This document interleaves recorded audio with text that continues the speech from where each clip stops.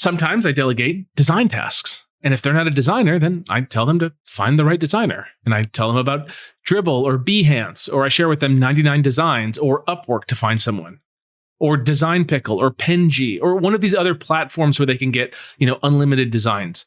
Ultimately, the client pays for that work to get done, but the marketing technician has to find the right place to do it and then get it accomplished.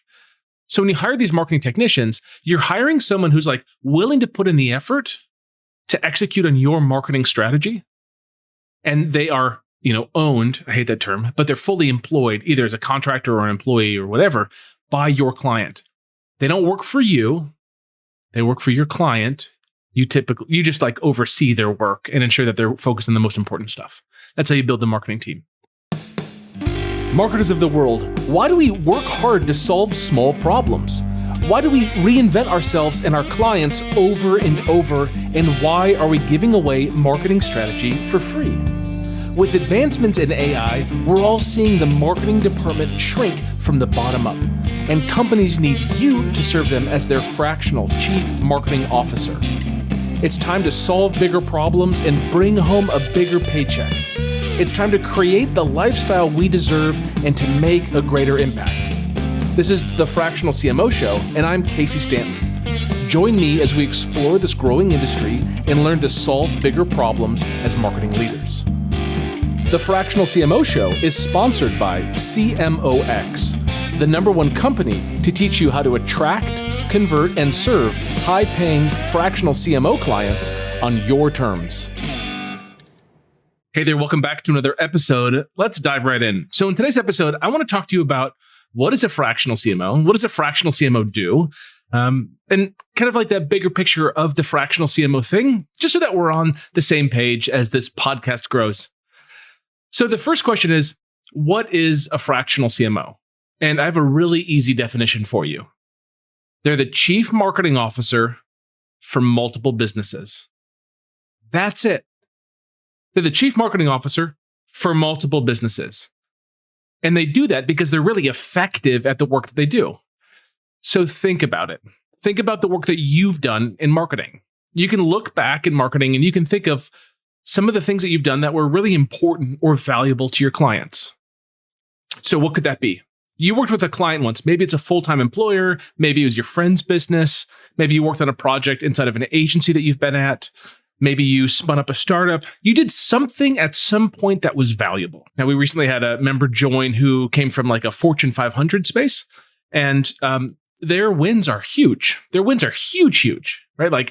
Bringing a new product to market and having it do multi-millions of dollars in the first quarter. That's pretty awesome. But then I've also had other members that joined the CMOs Accelerator, and they have brought smaller wins, but still very valuable. Systematize the PPC campaigns so that PPC finally produced profit for the business. Two very different outcomes, but both very valuable. And what I'm saying as a fractional CMO, you just don't have time for the other stuff. All you can do is focus on the things that are the most valuable to your client.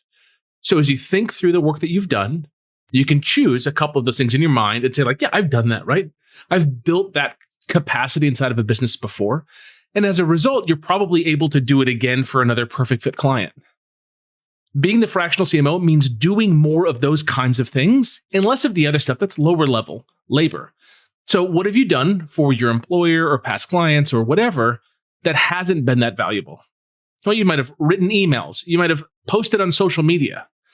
Let's just stop right here. Is there anything lower in value than taking a social media post and posting it to the social media platform? There's not a lot of intelligence that's required for that. Anybody can do that. We can program that in with software to do it for us, right? On LinkedIn, we can schedule a bunch of posts. It doesn't take an experienced marketer to be able to do that.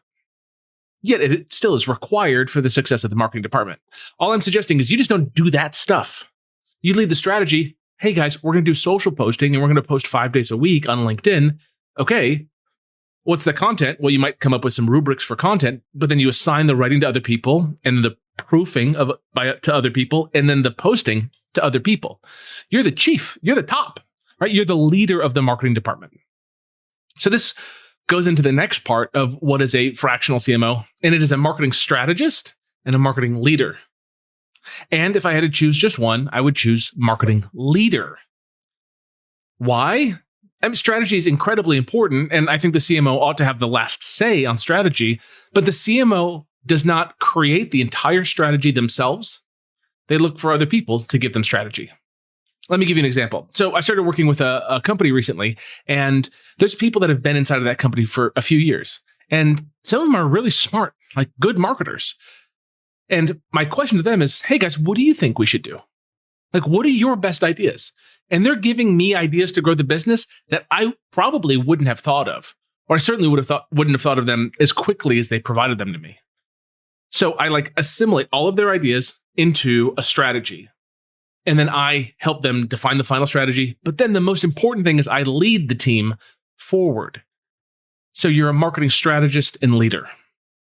And if you're doing those things, marketing strategy and marketing leadership, and only those things, your time is incredibly valuable. So what happens with a lot of marketers, especially those that pick up project-based work, freelance work, they're working full-time and they want to leave and take up freelance clients or whatever, is that they do project-based work, and that project-based work is strategy, maybe some leadership if there's a team, and then a lot of execution. What I'm suggesting is the CMO doesn't do execution. And the fractional CMO just doesn't have time to do any execution. So as you think about the value that you provide as a marketer, I want you just to kind of zoom out and consider, what is the value that you provide as a marketer if all you're doing is strategy and leadership? That's it. You're not subcontracting people underneath you to do the work, right? You're not looking for tools that you can get your client to use so that you can make an extra $50 a month. No. You're getting paid for strategy and leadership. And then you're vying for the success of the entrepreneur. You want the entrepreneur to be successful, not just the business, but the entrepreneur. Because if your client, the entrepreneur, is successful, they take you along to the next project and the next project and the next project. And in that way, you'll find a never-ending bucket of opportunity for you, and your ability to earn grows with that client. It's really an exciting place to be. So that's what you're doing as the fractional CMO. So what does that look like on a day-to-day basis? Well, I think that you should really sell one of two services. One, I call in my book, The Fractional CMO Method, I call that the engaged. And engaged is when you're working about 10 hours a week for a company. So let's just zoom out and think about that. What value could you provide if you were working 10 hours a week for a company? What value could you provide if you had a big budget, call it $500,000, $5 million a year in a marketing budget, and you got to build the right team to do the stuff that was required to grow the business? How deadly could you be as a CMO? I bet you'd be pretty good. Sure, there's stuff that you don't know. We'll talk about beliefs in a minute. But there are things that you do know, and you know how to build and lead a team, right? And if you don't know some of those things, you can learn those skills. But given the opportunity, given 10 hours a week in a company, 10 hours of your focus, call it 2 hours a day or 4 hours on Monday and a couple hours a day kind of thereafter, 10 hours a week, you can do incredible things for a company in 10 hours a week. Again, you're not allowed to do execution because you don't have time. You're not allowed to be in meetings that don't matter because you don't have time. So what do? You probably do a lot of high value strategy and leadership. It's not like, hey, if you guys don't get this done, no problem, I'll do the work for you. You can't. Contractually, you've agreed to something that doesn't allow you to do that. So being a fractional CMO limits the time that you can work with a client, de facto. And in the engaged capacity, you're doing about 10 hours a week. I think that the engaged is a lot of fun because you really get to dig in and learn the team, build the team out, really understand the people, understand the problem and the nuance. But there's another thing that you can sell, which I call advisor. And advisor is great. Advisor is great because, let me ask you this question. What if you spent 4 hours a month with a company? What if every month the company showed up to you and said, hey, CMO, here's what we did over the last few weeks. Help us make sure that we're on track for the next few weeks. You think you could do that? You think you could focus them on only the stuff that matters? Do you think you could build for them a strategy for the next 2 weeks to ensure that they're on track for their quarterly outcomes? If you can, like, you could probably be really valuable as a fractional CMO in the advisor capacity. Now, I think most CMOs, if they kind of want to work full-time, and I deem full-time as like 30 hours a week, 32, 35 hours a week, certainly not 40, because when we work as CMOs, we work, right? Like, we're all in full brain work. We're not like putzing around the water cooler, chatting with people, having long lunches and billing for it, right? We're really putting our heads down and working and delivering high value. I think 30 hours a week is like towards the maximum for that. Some people have a stomach for more 40, 50, 60 hours a week. And some of those people have like kids that are finally out of the house and now they want to grow their income and they want to just like make a bunch of money and they've got all the time in the world. That's cool, like totally great. But I think just for the general person listening to this, 30, 32, 35 hours a week should be the target. And, my preference is to take Fridays off. That's the target. Just like not work 30 Fridays a year. It's a pretty cool place to be. All right. So if you were working as an advisor or in the engaged capacity, you could deliver a ton of value to your ideal client. Now, I say ideal client. Your ideal client might not be the type of clients that you've worked with in the past. It just might be too small. So a typical example is you want to work with dentists. Awesome. Dentists are a great market to work with, but a single dentist couldn't pay you $5,000 or $10,000 or $15,000 a month to grow their business without you kind of having to do labor. They just don't have the budget to pay you that kind of money. One dentist can't. But if there was a dental group that had 15 dental practices, now you can, right? Now you can charge big bucks for it and also influence the growth of all 15 of those practices. So you just have to punch up a meta level. You have to go from where you might be comfortable up to the next level. So that's what a fractional CMO does, is they do the marketing strategy and the marketing leadership. And on a day-to-day basis, it changes based on how your contract is laid out. But again, I think there's two contracts that you have, engaged or advisor. And when you're engaged, I typically like a heavy Monday. I want to meet with the client, with the executive leadership team, if that's appropriate, on Monday morning. And then after that, maybe take a half-hour break and then meet with the marketing team. And then the rest of the week, we do a daily stand-up Tuesday through Friday. Maybe you work Friday morning for a half hour, an hour, right? And you're leading the team all along the way. So on Monday, you say, what does the executive team want? What am I fighting for? Did I get what I want? What do I have to cascade to my team? Then you meet with your marketing team on Monday, maybe like late morning, like 11 o'clock, 11:30, and you lay out the strategy. Hey guys, this is what we got to do for the week. And they're like, aye, Captain. They're off to the races. Tuesday morning, you check in. Hey guys, what'd you guys do yesterday? Any questions? Are you stuck? How can I help you? Perfect. Let's go. Wednesday, Thursday, maybe Friday, the same. So now the team is focusing every single day on the outcomes that you've identified on Monday. If you've got 2 engaged clients, you probably do Monday morning with one and Monday afternoon with another. And then you still do daily stand-ups, maybe Tuesday through Thursday or Tuesday through Friday, depending on how you have that set up. So we're talking there like a heavy Monday of meetings. You're going to do, like, in this case, 4 meetings, like 4 90-minute meetings. It's not insignificant. But then Tuesday, Wednesday, Thursday, Friday, very limited. You're going to maybe join additional meetings as necessary. Sales meeting because you're frustrated that the sales team isn't calling the marketing leads, or maybe you're joining calls with the service team because you're unhappy with the service that they're providing, or you just want to hear from them about, like, how do the leads that convert to customers actually consume the service, and are there any things that you can change with marketing? Maybe you're in these additional calls here and there, but not all the time and not for forever. At some point, you want to replace yourself in a lot of those meetings just with a direct report, someone who has more capacity than you. So that's what you do. Like, that's the fractional CMO method. That's the strategy here. Now, who does the labor? This is the fun thing. It's a marketing technician. I was chatting with somebody just a couple days ago, and he says that he's got someone on his team. He's got a 2-person team. And one of them, he's like, yeah, she's like our director of operations, like our chief operation officer. And I was like, whoa. Never say that again. Do not say director of operations or chief operation officer. Why? Because you're probably not paying this person the salary that that title demands. If I go to Glassdoor right now and take a look at the salary for that title, is she going to be paid a commensurate amount? And if the answer is no, then don't give her the title. She hasn't earned it, especially in a company of 3, founder, director of ops, and then like senior marketing, director or whatever. Like, no. Now when it's a 3-person team, I want you to flatten titles to marketing technician. Marketing technician is a really strong title because it allows the person who gets hired to be nimble by definition. The MVP marketing department, the minimum viable marketing department, what does that look like? It looks like the fractional CMO and like 2 full-time marketing technicians that you're paying $25 to $35 an hour.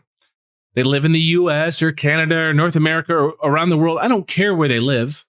Sometimes they work in office, other times they don't, right? Whatever makes sense for the client. Sometimes they have to travel quarterly to a certain event. That's cool, right? Just find the right person for that. But this is a great job for somebody. Entry-level marketing job where they just do the thing that you tell them to do. And say, hey, I'm going to give you a full subscription to Claude.ai and to ChatGPT, and I'm going to ask you to do these big things, and I want you to execute on them. And I'm going to give you due dates, and I want you to have them done by then. If you have questions, ask the internet. And if you can't find the answer, come ask me. And then you delegate a project to them in totality. They agree to it, and then they deliver time and time again.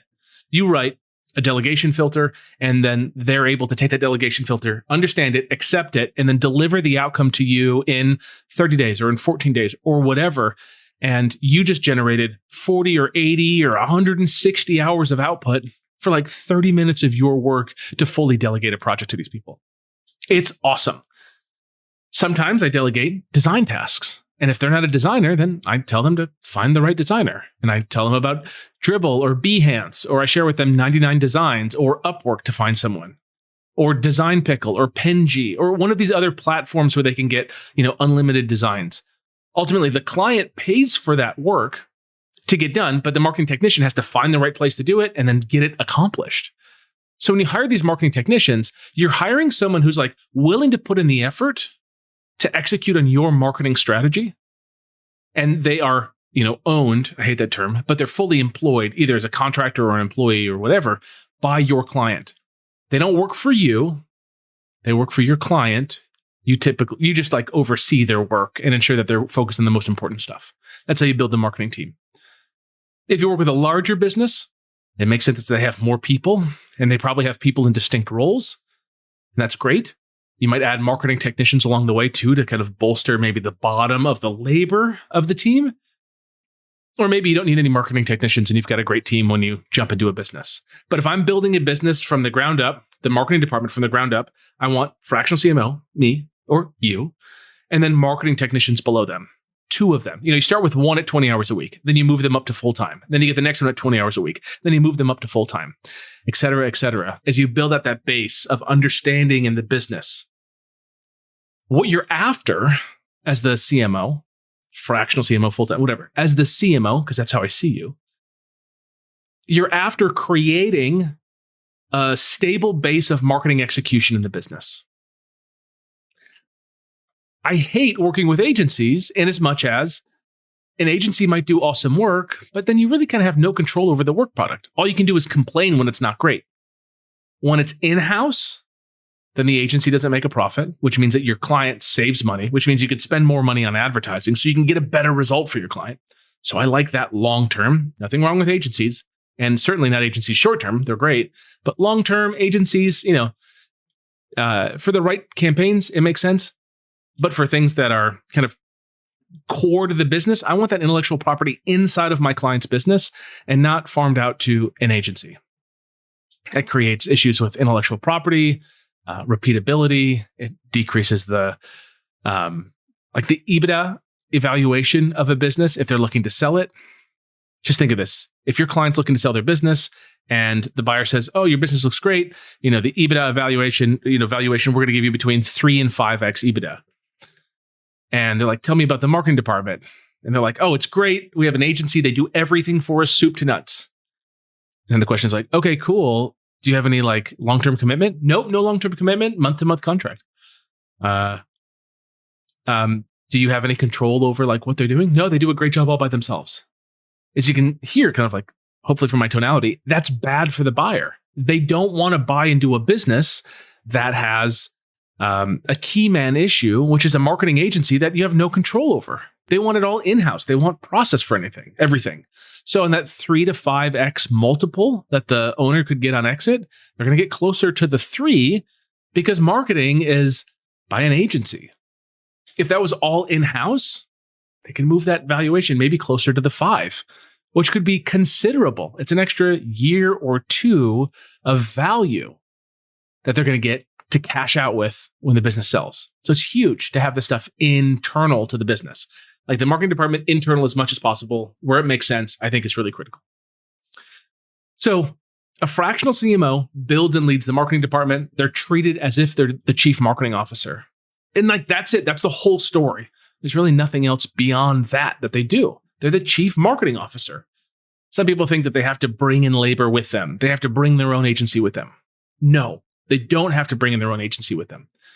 And I think that anyone who's selling agency services, which is a great business model, and wants to do fractional CMO work should separate the two, I think preferably on separate businesses, but at least internally in the business, they separate those revenue channels because they're just different businesses. One has a profit margin of 30 to 40%. The other one has a profit margin of 95%, 100%.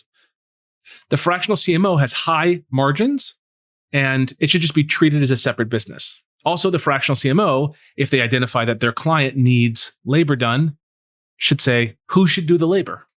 Well, I know my agency can do it, so I'll get a proposal from them. And then I'm going to get 2 other proposals, and then I'm going to have my client choose the right one. And if they choose your agency 10 times out of 10, that's fine with me, but just give them that opportunity. I don't want you to be in the business of shoehorning your agency in for everything. It's just not ethical. Okay? Your agency might be the best, and for that reason, they ought to win through meritocracy, but not through like nepotism. You don't want to force your agency in. That way, you're acting as the CMO.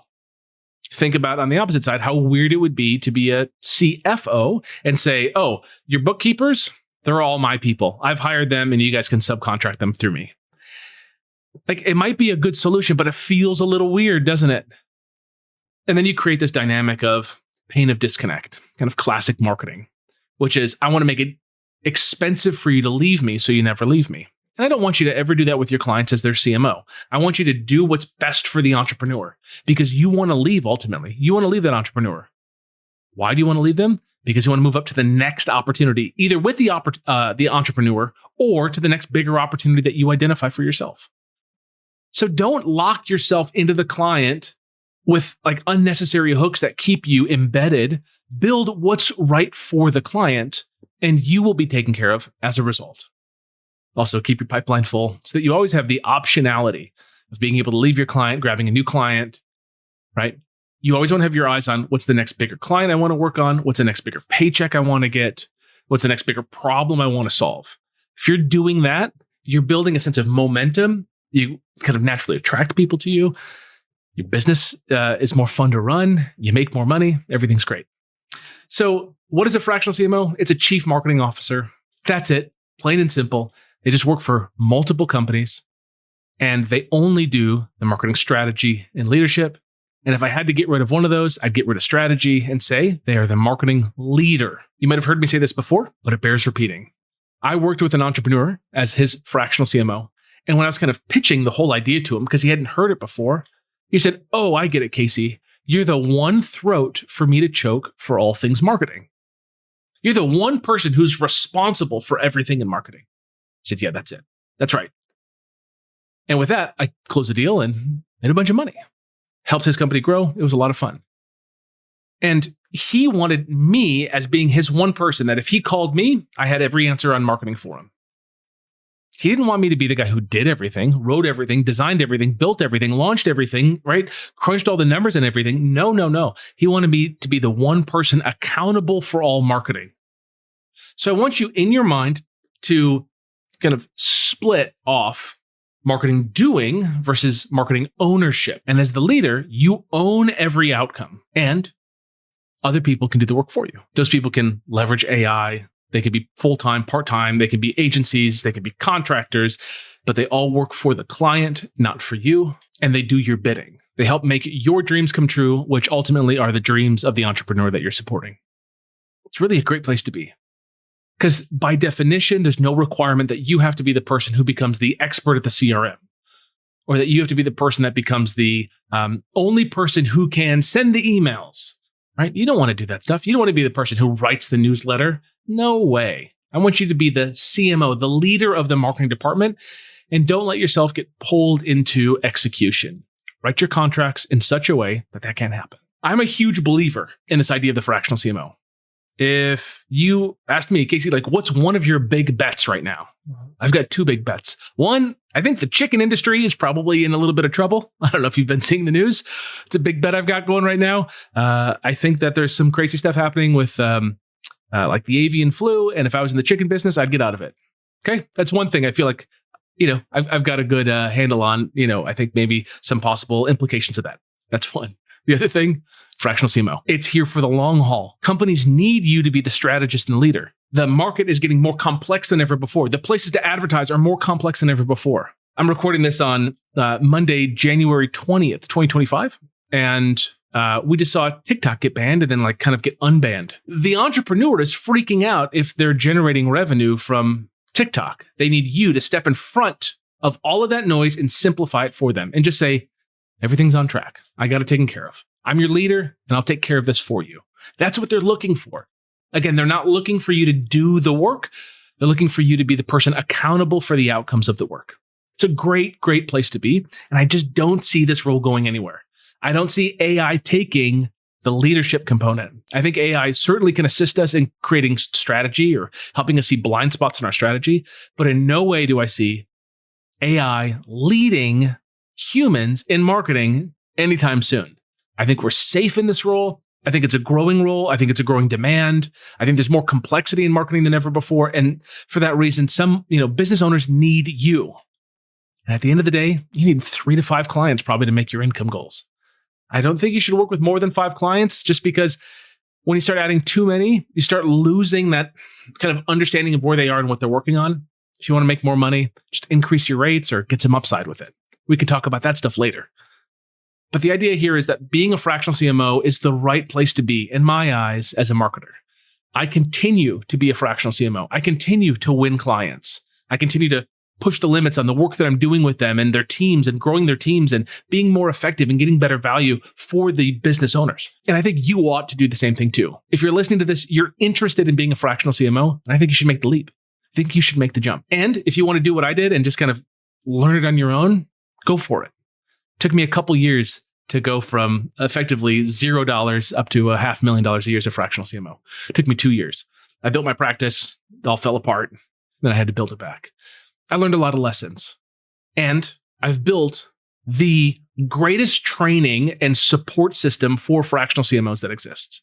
This is what I wish I had. It would have taken that 2-year battle and would have shortened it to, less than 6 months probably for me. If you want my help, if you want my team's help, if you want access to worksheets, planning guides, strategies, if you want to know what's working in AI for CMOs right now in their marketing teams, if you want to know what marketing campaigns are working, if you want to network with other smart CMOs, then I invite you to join the CMOX Accelerator. It is an awesome, awesome program. And I just am so thrilled by what we've been doing over the last few years to really build it and support our members.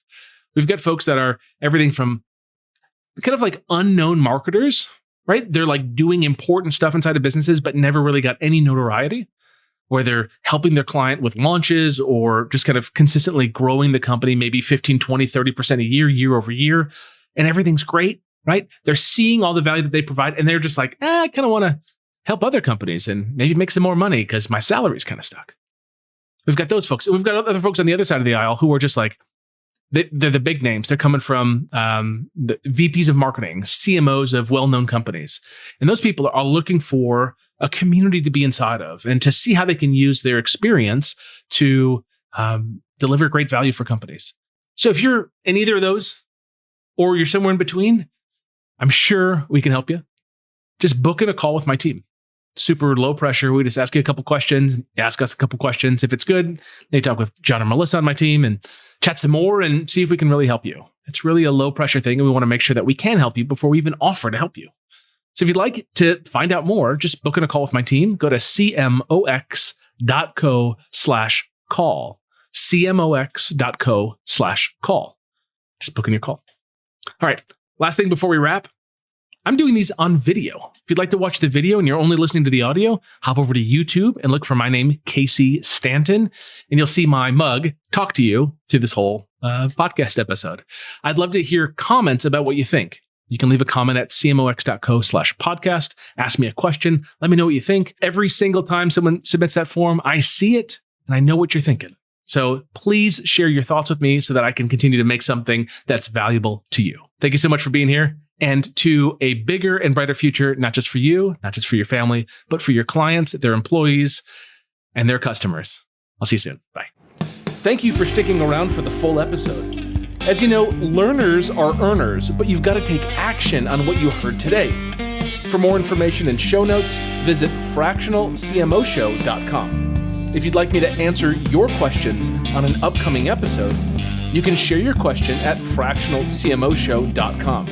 And last, please hit the like and subscribe button so that I know that this content is helpful to you. All right, go get them.